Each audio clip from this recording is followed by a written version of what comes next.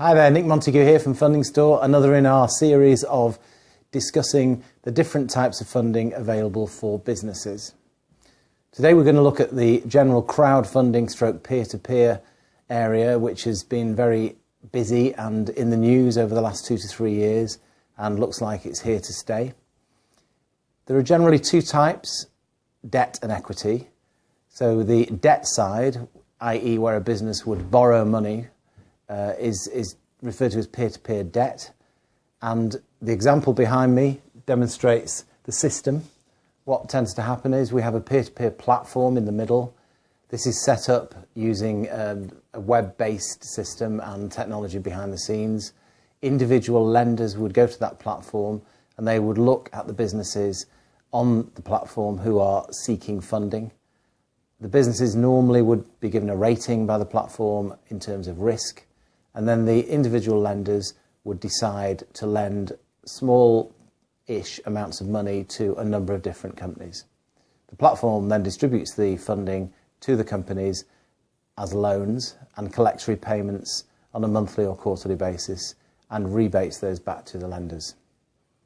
The platform takes a fee, normally a setup fee, and potentially something ongoing as well, so these need to be looked at. This fee would be charged to the company. That's the first type. Then if we look at equity, normally referred to as crowdfunding, not to be confused with crowdsourcing, which generally refers to businesses looking for funding which don't issue shares. They would normally issue rewards to people who put money in.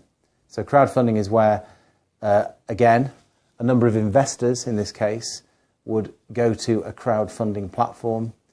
The platform is receiving applications from companies looking for funding, and the same process applies. The difference here is that it's not debt, it's equity, therefore it's not repayable, and as you would expect normally, an equity investment, i.e. where you receive shares, is normally only repaid when the company is sold or partly sold.